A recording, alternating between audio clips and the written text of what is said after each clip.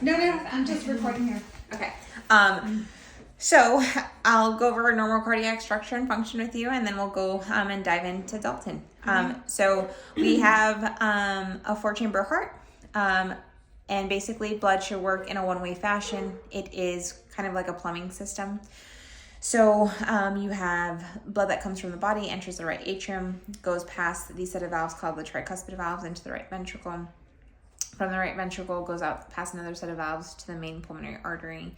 That is where it goes and collects oxygenated blood and then returns back into the left side of the heart, the left atrium, past a set of valves called the mitral valves into the left ventricle. From the left ventricle, it goes out to the major vessel called the aorta, and that's how basically body receives oxygenated blood.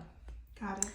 We have a couple of things that Dalton has, and they, as you would imagine, are congenital. So he was born with it, especially given kind of his age. So one of the things, or two of the things, so he has a defect in the septum right below the valves themselves.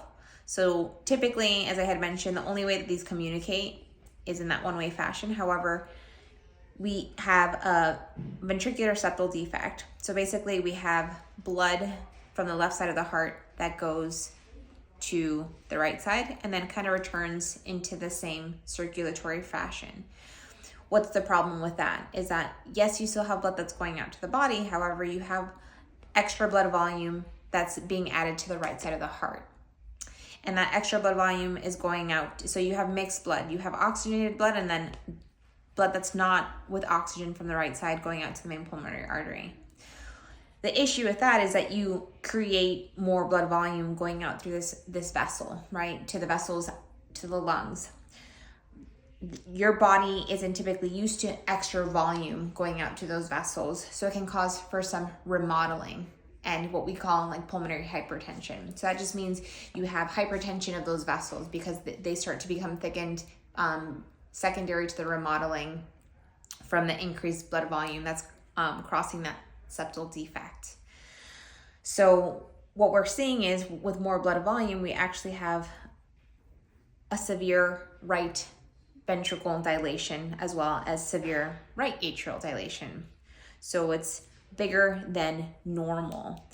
Another thing that we have is we have what we call an ASD. So that's an atrial septal defect. So if you remove these major vessels, and if we only focused, say for instance, if we finished drawing out the heart here, right? And these vessels weren't in view, your atrial septal defect, basically your atria should be separated. However, when you have a septal defect, as you do in the ventricles as well as in the atria, you also have blood that's going from left to right. And the reason why is because typically from the left side of the heart, in a normal heart, you have higher pressures in your left side, so it can push out all that oxygenated blood to the body. However, when you have defects, you'll have that increased pressure push some of that blood to the right side of the heart. So that just causes more volume and more volume causes the heart muscle to stretch, right? So more of that blood volume goes out through the major vessel, the pulmonary artery, and that's where we get pulmonary hypertension, as I had just discussed with you. The problem with pulmonary hypertension is that at some point, that's going to create enough of a pressure gradient that we can get what we call right to left shunting. That's when the right side of the heart pressure exceeds the left side of the heart. Now, you ask, what's the problem with that, right? Well, as I explained in the beginning, the right side of the heart only has blood that doesn't carry oxygen. So now we're mixing unoxygenated blood with oxygenated blood out to the rest of the body. Your body lives off oxygen. So when it's receiving mixed blood, right, where you don't have enough oxygen, then we can see things such as exercise intolerance. We can see where his gum coloration, right, we're nice and pink. That just lets us know that we're receiving oxygen to our extremities. Might be blue because again, we're receiving blood that's not oxygenated to important organs. So that would be a consequence over time of the pulmonary hypertension secondary to what we're seeing on this initial assessment. Does that more or less make sense? Yeah. Okay. So as you would imagine, so if we shift the pressures to push over to the left, right, you'll get the same thing as we had already done to the right initially. So we'll have volume overload to the left side as well over time. And we put the patient at risk for development of congestive heart failure, right? So congestive heart failure means that all the oxygenated blood the oxygenated blood that drains into the left side of the heart will start to get congested because we'll have secondary remodeling, but that will be over time. Mm-hmm. So important things to monitor for when we start to develop that right to left shunting with time: exercise intolerance.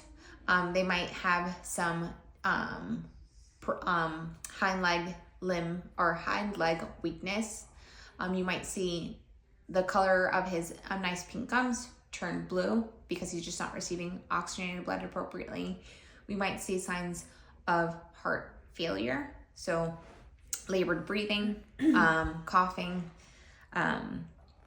There's nothing that we need to medicate at this time. However, that's kind of the long term that we may expect in the future. Things that we'll monitor over time is with blood work, right? So what happens is, so aside from monitoring for clinical signs, blood work is a helpful indicator to let us know if we've also now have shunted from right to left. And with blood work, why do you ask? So basically what happens is when your body's not receiving enough oxygenated blood, it tells your kidneys to make increased red blood cells, right? Because those are the cells that carry oxygen. So we'll become what we call hemoconcentrated. We'll have a lot of red blood cells created. What does that do in turn? It just makes your blood extra thick. So that would be a long-term consequence. And we can kind of dive into that later. But as of right now, that's kind of what we're... So there's really no surgery to fix this? No. And this is just, he was born with it, and there's no way that it can somehow get better in time? I don't anticipate that it'll close in time. It's something that we can monitor, I would say, when he's at full growth, and make sure that that's not changed at all. Because right now he's about 5-6 months, more or less. Yeah. Months. So question, since you guys see this more often than most vets, what would you say the prognosis would be as far as lifespan? And that's a good question, right? It's all about how how our patients will compensate it for it. So I would say, can I expect Dalton to get up to 3 years of age? That's a possibility. Do I expect less than that? That's also a possibility. It all depends, and that's what we'll do with time, is just continuing to monitor progression. And as far as getting neutered, like the whole reason it started was because we found out he had a heart murmur. Right. We were trying to get him neutered. Right. So there's no option to put him under sedation, is there? I would say... What would the risk be if he were sedated to get neutered? I would say, because it is a relatively fast procedure, I would wait until he's full grown, and that way we can make an assessment at that point to determine whether or not there will be risk for his neuter. What grade did you guys think he was at with his heart murmur? I would say about 5, because you can feel a bit of a thrill on his chest. And the max is 6, right? 6, yeah. So he's at a 5. So he's pretty much almost at the top of the... Yeah, but I usually say, I can have patients that are at 5s, and they are at 5s for like 5 years, right? Mm-hmm. So it's not so much the grade of the murmur, it's what we find structurally. Got it. Okay.